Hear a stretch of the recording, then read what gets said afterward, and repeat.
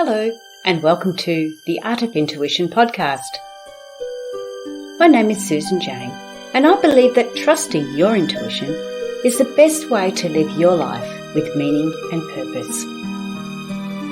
Each week you will hear about how you can connect, develop, and trust your intuition through interviews with other guests and my own personal experiences. Join me to understand how your intuition can guide you towards a life full of meaning and loving purpose.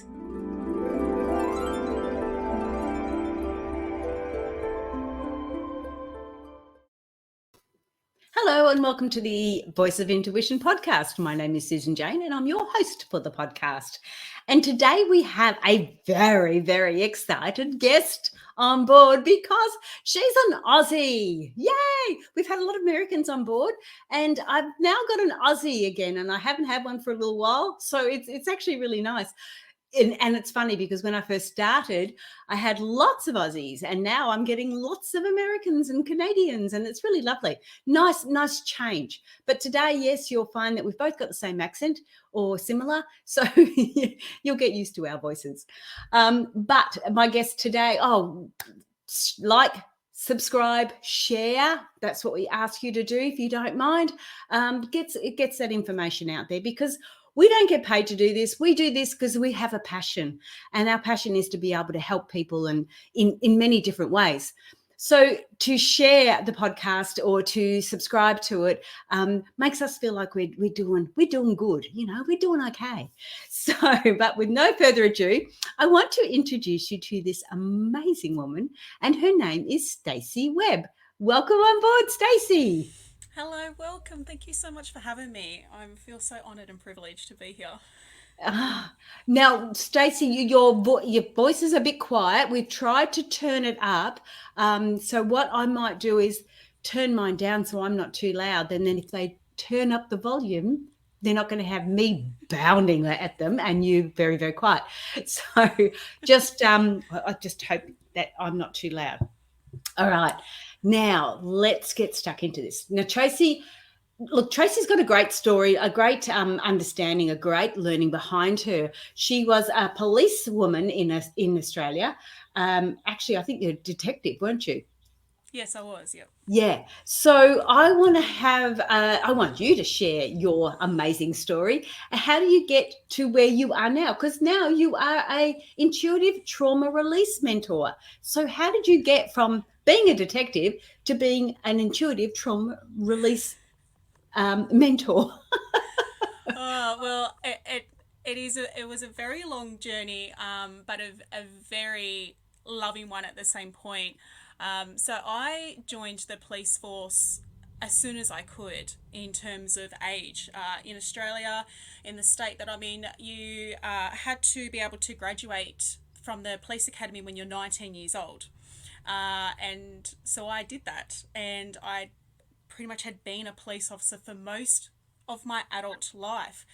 And as you can imagine, when you're a police officer, you are attending a number of jobs and you are facing people when they're in their multiple states of trauma, when they're in fear of something that's happened to them in the past, and also possibly of them being in fear of what could happen in the future. And so for me, I was being in that in a place with them at their most vulnerable, where they were at different states of their own trauma. And as my time within the police force, my career had progressed from being in uniform to becoming a detective, and I mainly specialised in sexual assault investigations. So I predominantly was with a number of victims who had been sexually assaulted and were in various states of trauma throughout the time that I'd been with them as well. And so with that, I felt that I was then able to create and hold space for these victims when it came to taking their statements, when it came to through the court process until them actually giving evidence. There'd be multiple times when I would need to be with them for my work, and they would be, again, in different states of trauma each time that they'd be with me. And so for me, I wanted to be more aware of that. And so I did further study myself on getting the basic neuroscience of trauma behind me. So I was able to recognize and be aware of the possible different states that my victims or witnesses or even offenders were in, that would have give me a better insight as to how I can at times be able to cater to their states of trauma while still be able to get the information that I needed for my investigations. And all of that came down to their nervous system and being able to be in a space where I was able to co-regulate their nervous system while they're in a state of trauma. And so as time had went on, I did more further study and I followed my intuition pretty much, which was that a beautiful internal struggle, until I surrendered to it and just listened and trusted and followed it, was that I really wanted to be in a space with people that was more on helping release trauma from their body. And whenever we are in a state of trauma and it is stuck and we're in that trauma state, it's because it's stuck in our body still. And so I wanted to, I guess, be in that place where I was able to assist and guide them so that they can know the tools for themselves, so that they can be aware of their nervous system and how they can acknowledge and see possibly what states of trauma they're in, to go through the tools themselves to help release that trauma. And so with that, I just ended up following my intuition to actually doing this work. And I couldn't have felt more free within myself to do that, to actually know that I can have and create and hold that space for them so that they can create that safety within themselves, so that they can cultivate this beautiful relationship with themselves. For some of those people, they've never been able to do throughout their whole lives.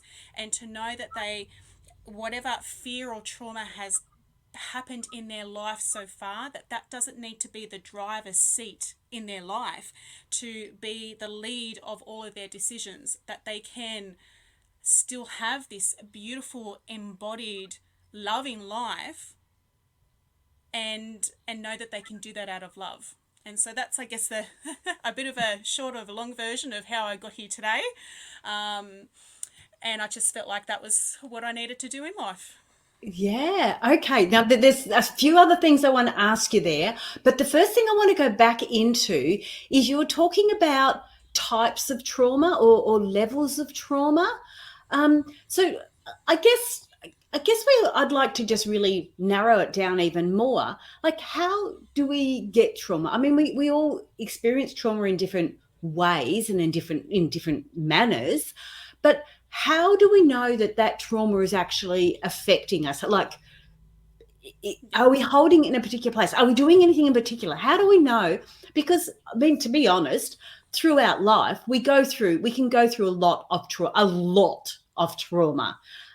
Which ones are sticking? Which ones aren't? Which ones are really affecting us, and which ones aren't? I guess I'm just asking too many questions at once, one at a time. Okay. That's okay. You answer which one you want to That's answer okay. first. I guess what I can do to help with the easies is that, yes, you could have 5 people see and experience the same thing in front of them, and they will themselves within their body have a different reaction and experience to that. And that's all due to our own lives, our own conditioning growing up, people's resilience, generational, intergenerational traumas and everything like that. But essentially what we have within our nervous system, within our autonomic nervous system, is we have our ventral vagal state. So we have that sense of safety, and this is where we are feeling more open and curious to want to learn things. And then we also have our fight or flight, and that's when our cortisol rises, and we can experience fight or flight for a various number of things. It could be if a car pulls out in front of you and you get into a bit of a fight and you might yell and stuff like that. Or it could be because someone has stolen something from you. So we can respond to that different ways. Then we also have the dorsal vagal state, which is our freeze or fawn state. So when we are in a states of trauma, we go from our safety, our ventral vagal state, to either fight or flight or freeze. And fawn kind of encaptures all of them at different points. And so we are supposed to go between these states naturally within our lives day to day. It is our nervous system's way of protecting us. It's our survival. So we're supposed to at times be in fight or flight, freeze or fawn, but what we're not supposed to do is stay in that. Oh, And when wow. we stay in that, we're stuck in a trauma response state. So, for instance, if someone had stolen your handbag,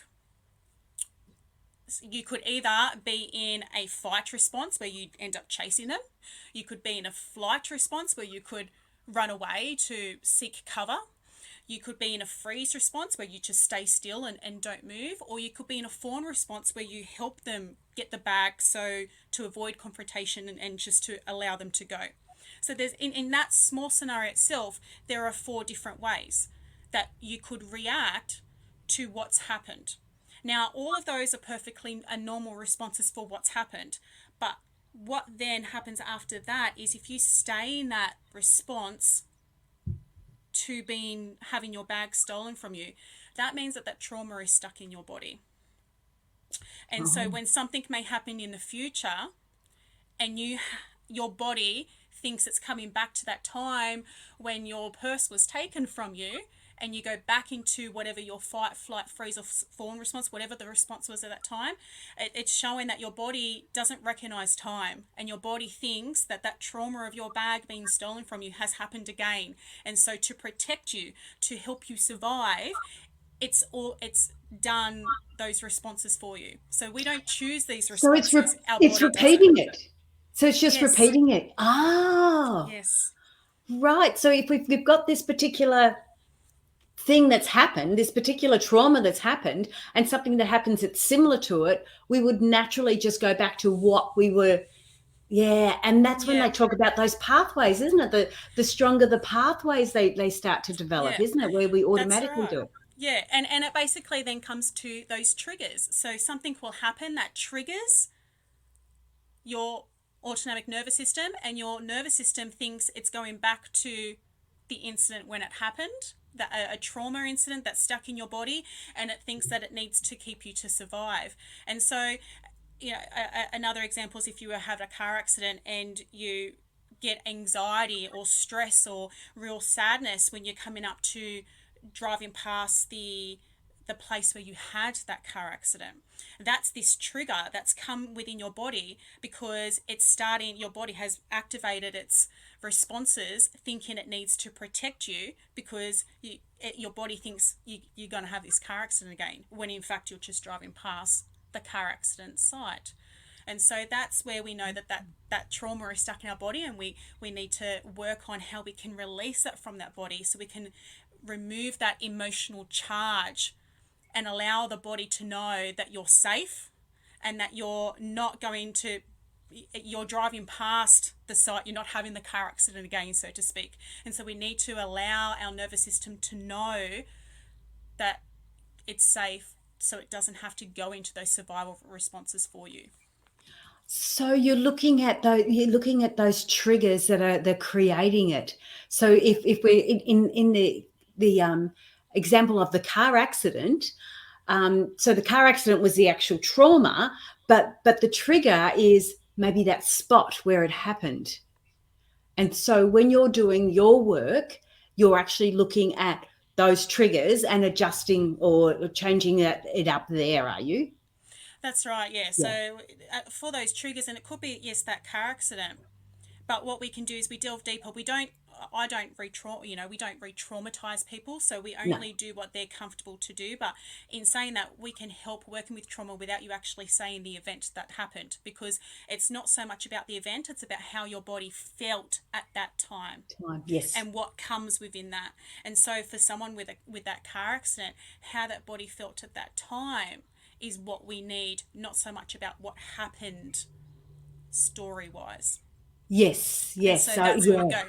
Yeah, Yeah, because so you're not again, reliving that story over and over no, again. no, No, no. no. It's more about allowing that body to feel safe. So what was the fear in that body that was happening in that time, and why is it still stuck there? And we delve deep into the roots of that, and Yeah, that is where we can help release it. Not so much about making you say that story again. You don't even have to say the story for us yeah, to work on that.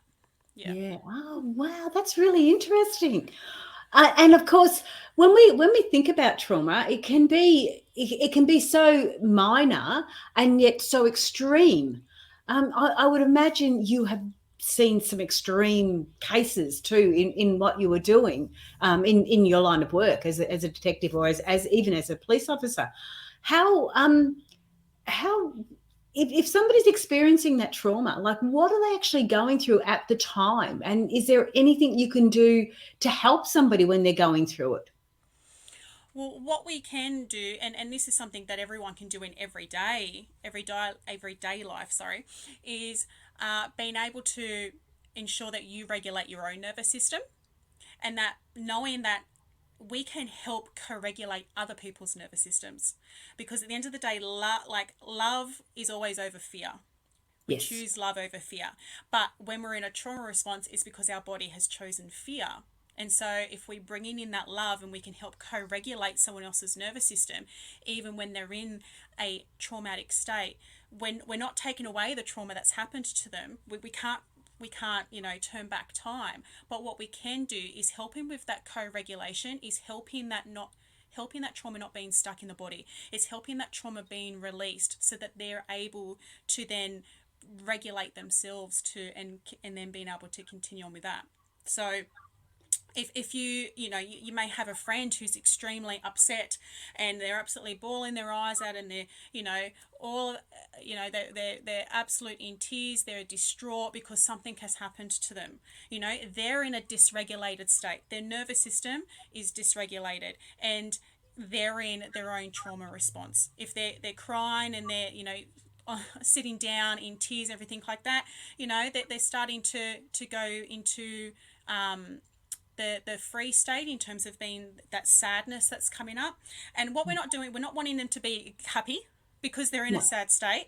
But what we can do is that we can be in space with them. So you would normally then you'd sit down with them, you might have your hand on their shoulder or something like that to help them know that they're not alone. To witness them in that grief and knowing that it's okay to cry, and helping them maybe perhaps when they're stopping that breathing because they're so upset, is to, okay, just take a breath, allow yourself to breathe. It's okay to cry, you don't have to hide it, because some people want to try, and because they're conditioned to not expose their vulnerability and to not cry, is that they want to cover up that they've been crying and show themselves being stoic. But what they may need is actually just to let that out Yeah. and to know that it's safe and comfortable to do that. And that, during that time, just allowing them, being there with them and breathing with them, reminding them to breathe if they're not breathing. And there's more things they could do that, but that's just even the basics of what you can do to help co-regulate someone.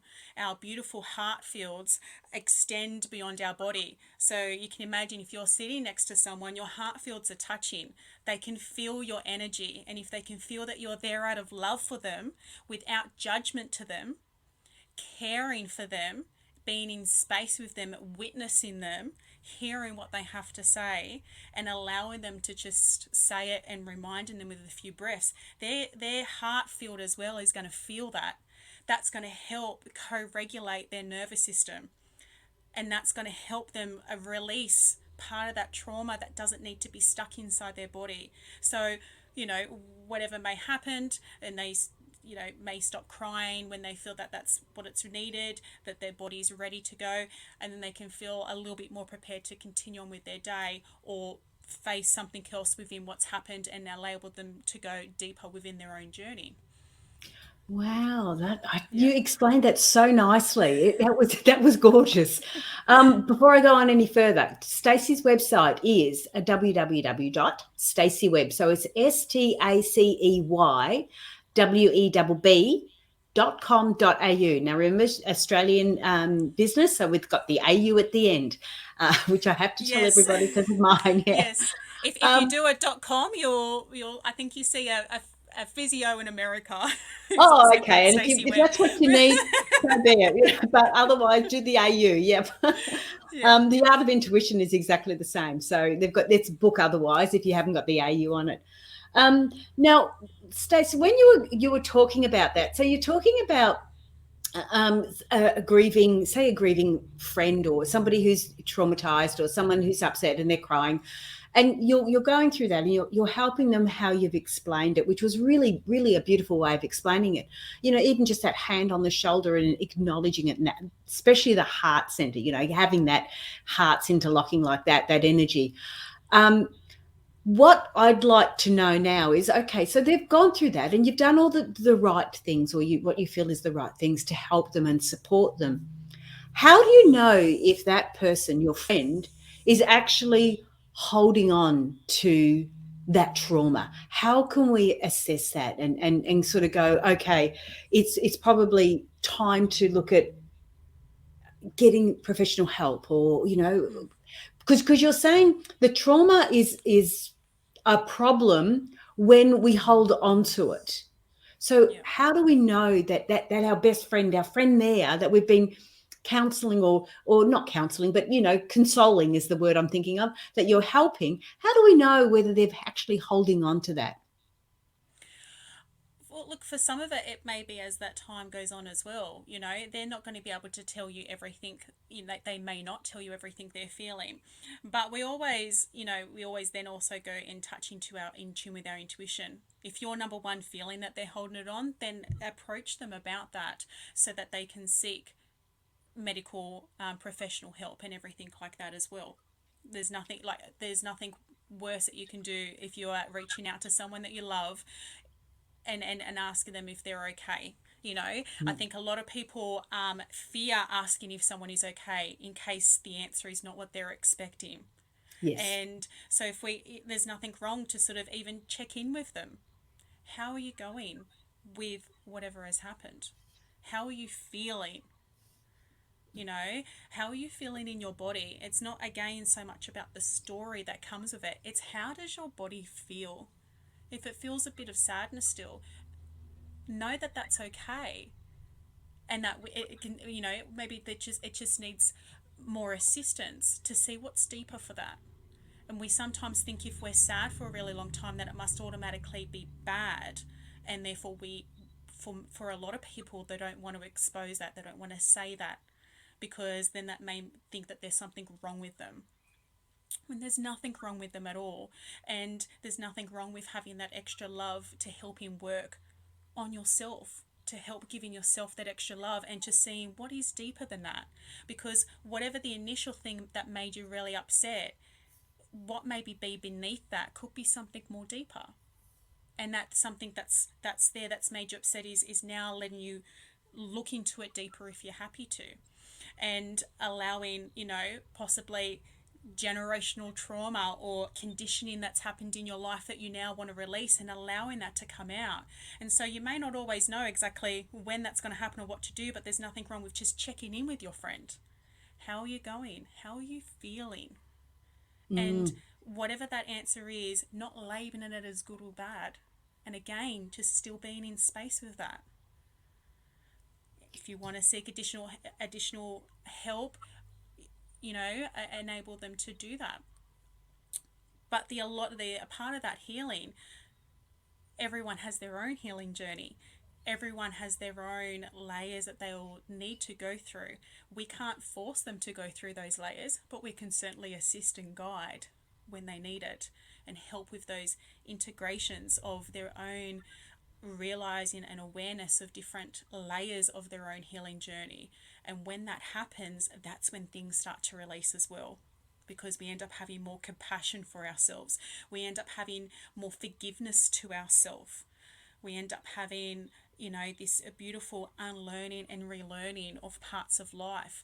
We end up having this beautiful or curiosity that comes back to our body, because we're creating safety in our body to help us be able to come back to that ventral vagal state that I mentioned about, that sense of safety. And when we're in this beautiful sense of safety, we feel groundedness, we feel connection, we are open to curiosity. When we're open to curiosity, we can allow those subtle signs and listen to those subtle sounds of our intuition, which also help us on our beautiful healing journey.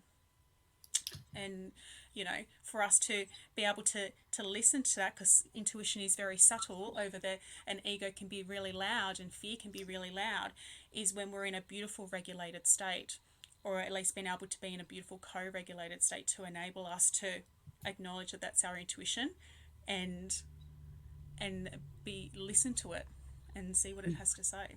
Yeah. Yeah. Wow, that's really cool. So basically, even when they've gone through the trauma, you're almost just repeating it. You're just making sure you're there if they need it, allowing them to talk, allowing them to, weep if they need to, whatever they need to help them get through it. But yeah, okay, that's really cool. So there, if they get to that state where you feel that they do need professional help, then yes, you would suggest that and sort of go and allow them to decide. Yeah.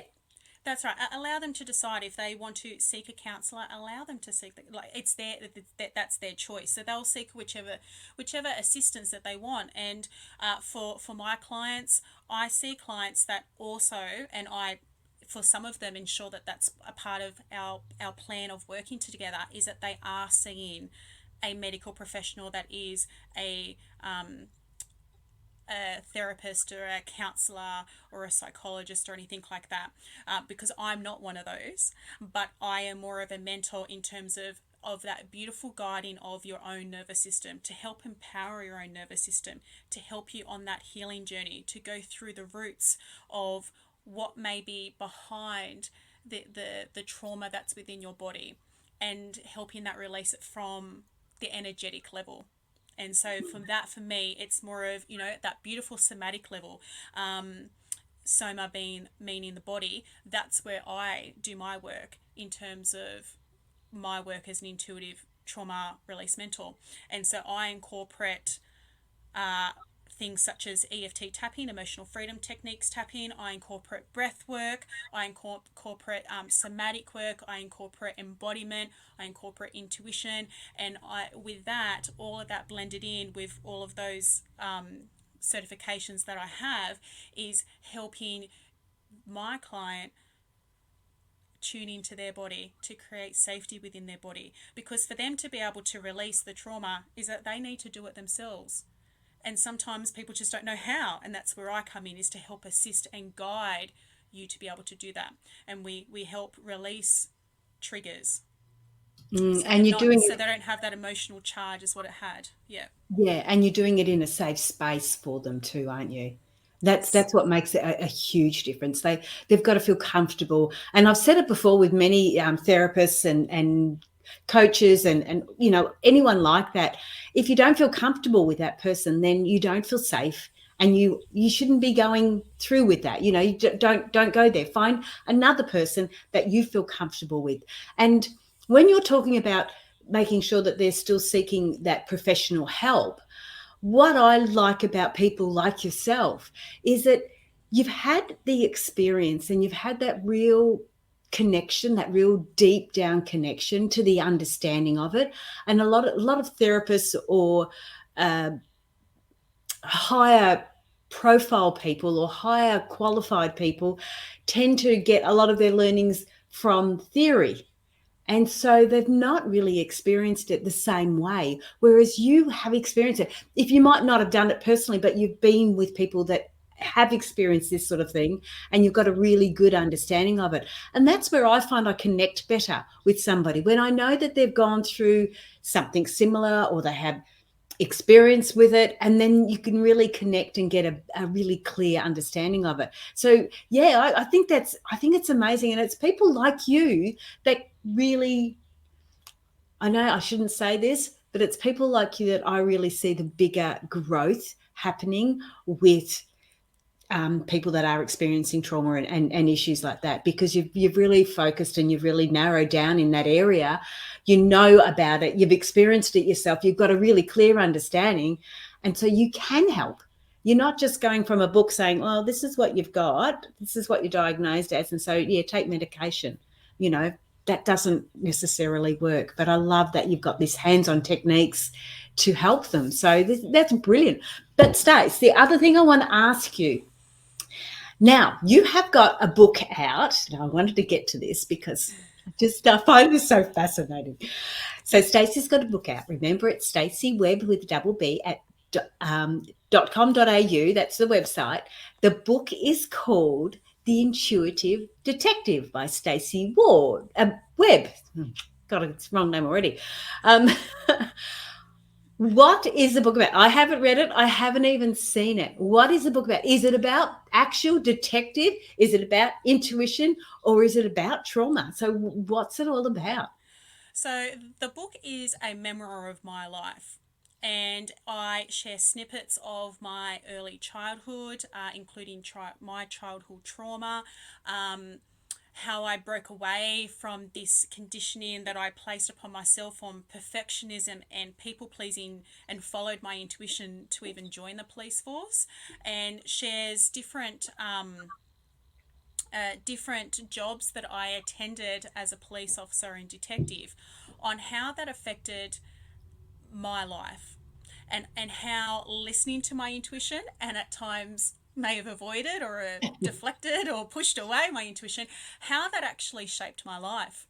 And so with that brings forth this beautiful, at times, understanding within myself, and being able to have this beautiful awareness of where I've been at when I've been in a trauma state myself, with depression, PTSD, and things like that, and how I was able to bring awareness to that, to go through and work on my own healing journey, and to go through the different layers and uncover and release a lot of trauma from myself, and doing all of that by, again, tuning into my body, being aware of my nervous system, listening and being guided, and trusting my intuition, that has allowed me to go on these beautiful healing journeys. So as I said, I incorporate my early childhood, some of my time being in a police force, and my current day life experiences as a human, as a woman, as a mother, and how all of that has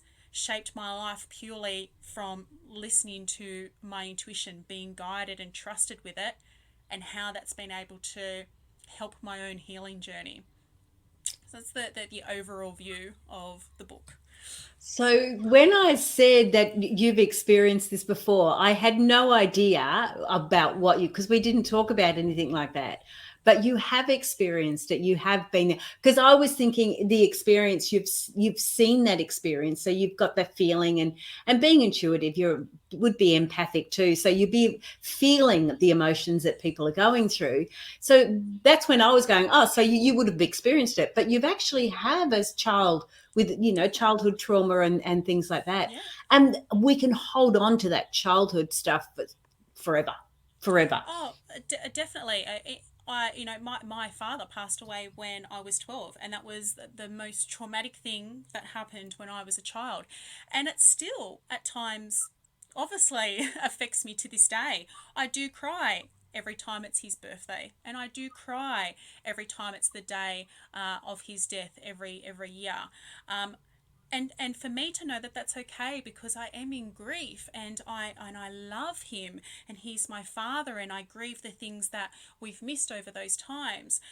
And I enable myself to do that and not feel that it needs to be bottled up, because what I did for many years was bottle up my grief and feel that I had to project to everyone else that I'm okay, because I had to be the good girl, and I had to help care for the family, and I had to, be I felt that I had to be the backbone of the family. And so I was not wanting to share my vulnerability, because I didn't want to be a burden to anyone. because I was busy taking care of anyone else that I didn't think anyone else would want to take care of me. And so for me, actually, over those years, having to, allowing myself to actually work on that and to know that sadness doesn't mean that it's bad, and to unlearn that conditioning that I had to have with that, and to allow myself to, it's okay to grieve, but knowing that there are also other times where I can, throughout the year, have an amazing laugh about a memory of my dad and share that with my children, and not always now feel in such sadness, but I can also now feel so much love and joy and happiness from that memory as well now, by allowing myself with the work that I've done, and seeing my children being happy on hearing this memory of my father, and not having the instant reaction of sadness all the time. And it's just allowing this beautiful balance of these beautiful energies. And that's only just one of the things that I mention in the book in terms of my own trauma, and how and my own healing journey, on how I worked on myself. And I share in the book on different things that's happened within my life to allow that little bit more awareness into even the death of my father. Allow that little bit more awareness of that, because for so long I was in so fear of learning about it that I pushed it away, thinking that it was going to be bad, on facing the fear, when in fact facing my fear, leaning into that with this beautiful curiosity and love, enabled me to go release a lot of that and go deeper within my own journey of it. And so, that's a beautiful thing, is we sometimes see fear as extremely bad, when it's asking us to look deeper in something. There's this charge there that wants us to look in there, and it's okay to have an emotional charge. It's okay to cry, but to know, okay, well, what is it wanting to reveal to us? What is it going a little bit deeper? And sometimes it may come up, okay, that's there because I'm coming up with this little bit of fear of abandonment, because Dad died when I was 12 and I felt abandoned when that happened. Okay, and so what is coming up with that? What can I look into that and go, okay, with whatever's happening right now that's making me have this emotional charge of fear of abandonment, is this really true? Do I know this to be very true? No. Like, this person who didn't call me back after a day isn't abandoning me. Maybe they're just busy. And is it bad if they don't want to call me back? Well, no, not really. That's their boundary, and I have to respect that. And so allowing me to have that extra awareness, and not always going back to, thinking it's always about my own trauma, going back to my fear of abandonment, allowing me to release that. So now if someone doesn't call me back after a day, I'm not going to be freaking out thinking it's, that they don't like me or something. Allowing me to go on my own healing journey with that. Yeah. Yeah. So you're asking those questions and just going deeper and deeper, and not accepting the first answer, which is what we often do. We sort of go, oh, well, I don't like that, and that's because of this, and you've given yourself an answer, and you don't go any deeper. Whereas you're talking about that awareness to go a bit deeper and go, well, why? What else does that mean? What else does it look like? Is that true? So you're asking those questions and going deeper and deeper, which is really amazing. The book, remember the book, The Intuitive Detective by Stacey Webb. Okay. And you can get that on staceywebb.com.au. Now, there was something else I was going to ask. Now I've forgotten what it was.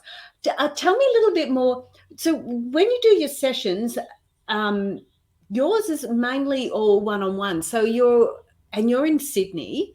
Yeah. Yep. So I do one-on-one and group work. So I do one-on-one intuitive release mentoring sessions, and I also do one-on-one rebirthing breathwork sessions.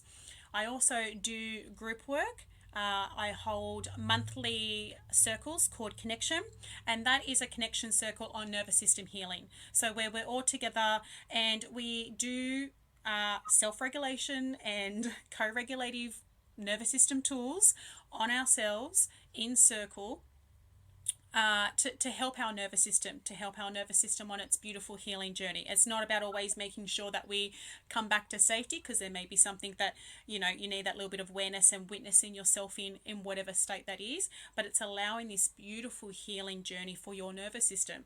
And so it allows to know that it can have this safety within your body, that you can cultivate this beautiful relationship with your body, and be curious with what your body is trying to tell you rather than what your mind is saying. And so I do those as well as rebirthing breathwork circles, and I encourage people, if they're curious to want to learn about their nervous system and that to attend those. The beautiful part of my connection circles is that you don't have to have the camera on for you to participate in. It's about allowing yourself to create that safety. And then maybe at that point that you don't feel safe to have the camera on as you're doing our nervous system tools. And those tools are EFT tapping, their breath work, it could be some journaling, it could be some embodiment, it could be some somatic work, and it's allowing them to feel safety within themselves. For some people, it's allowing that to have that with the camera off. And for other So people, they turn it sorry, on throughout. sorry. Can I just ask, when you say with the camera off, you're saying you're doing it online?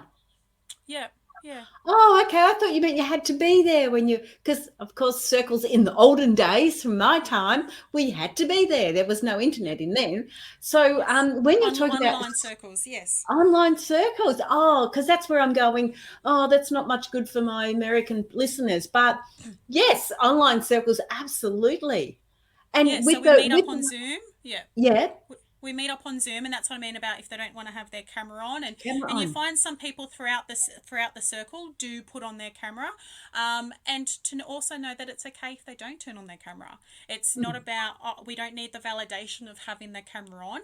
It's about your own healing journey, your own nervous system, and so it's more about allowing you to create that safety within yourself. And if you need to do that with the camera off, then you do that with the camera off. Other people have the camera on and they have the camera on. You'll always see me with the camera on because I'm obviously there in circle, and I'm okay with the fact if I'm the only one with the camera on. Because Yeah, again, it's not about me, it's about the beautiful circle in itself. So yeah. yeah. Oh, that sounds really lovely. Yeah, and a great way to meet other people, not necessarily in your area as well. It could be overseas. So Yes. definitely jump on the website for that one. Have a look at that one. But Stacey, we're just about out of time. Have you got anything else you want to sort of any other tidbit or anything else you want to share with us? Um, Firstly, that the breath is so underrated. The breath can do amazing things, and even just at one point of the day, just tuning into yourself, either having your hand on your heart space on the center of your chest, and just taking the beautiful deep breath in and out. Just even starting that once a day, just doing that is a beautiful thing. Knowing that your breath, even though we don't have to think to breathe, knowing that Yes. we can use our breath to help us, and it's so underrated in that. So that's all there. And if you are curious about my book, also know it's available at major online, like wherever you can get books. So Amazon, Kindle, uh, Walmart, Barnes and Noble. For us in Aussie land, in Dimox Online, and your local bookstores can order it in as well. Cool. Hang on before you go, because you were getting me in then. I just want to do, and I want you to take us through three nice, big, deep, Yes. heart covered breaths, because I just want to. I'm going to turn off my camera. It's just going to be you on the screen, but I want to just do those three breaths because I just love it. Sure. So if you feel comfortable to do so, I invite you to close your eyes. Otherwise, just lower your gaze to a fixed point in front of you. And just placing two fingers or the palm of your hand to the center of your chest. Just first allowing that touch to connect to your body, to your heart's intelligence, and to your nervous system. Just knowing that right now you're in a safer space. Now inviting you to take a beautiful deep breath in through the nose, feeling that belly fill with air and hold in at the top. Hold in and releasing out through the mouth with a sigh.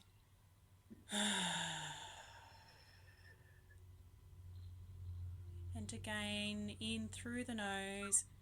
Allow that air to travel through the throat, the heart, all the way to the stomach, and hold. Release out through the mouth with a sigh.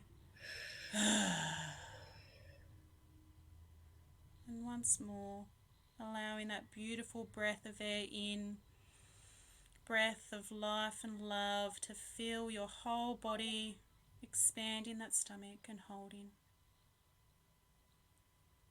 Releasing out through the mouth with a sigh, knowing that breath of life and love will come back with every inhale afterwards. Allow your breath to return to its own natural rhythm. Move your body as it needs to move, and when you are ready, and only when you are ready, you can open your eyes. Thank you. That was so nice. I love it. I haven't done that for a while. Oh, with somebody like that, it's really nice to have that connection and do that. So, and you would suggest doing that in the mornings, I'm guessing, or I mean, you can do it anytime, obviously, but what a great way to start the morning. Well, exactly, but I would just first off recommend just trying to know that you can do it at any point in the day. If you're waiting for that kettle to boil for you to make that cup of tea in the morning, if that's the time that you remember to do it, then do it. If it's the time when you're in the shower, because that may be the only time that you have alone time, or sometimes with my children it's still not. They're still knocking on the door. But to know that, I don't care if it's because you're sitting on the toilet, because that may be the only time, but just before you go to bed, as you're laying in bed and just taking those deep breaths. It's just allowing that beautiful love to come back to you, that beautiful remembrance that you are whole, that you are valued, loved, worthy, and enough. Oh, thank you so much. That was a beautiful way to finish off a segment. Thank you so much. Thank you for having me. Oh, that's all right. Stay on, because I need to talk to you after this, and I will just finish off. So guys, jump on the website, Stacey Webb website. Stacey Webb. Oh no, don't go there. staceywebb.com.au. Remember the Australian business. Now, what I was going to say, like, share, subscribe, please do what we need to do so we can get this out, and practice that breath work. That was just so relaxing. You can play the end of this. I'll actually tag it so you can see where you can go, and you can just keep playing this whenever you need to. If you need to, have that feeling of just chilling out. So that is me for today. Have a great week. I will see you next week at the the Voice of Intuition. You can get to me too if you want to through the Intuitive Personal Development Facebook group, and I do the free flower readings on there. So jump on and pick a number, and we'll do a flower reading for you. All right, I'm going now because I'm running out of time. Bye for now. Have a great week.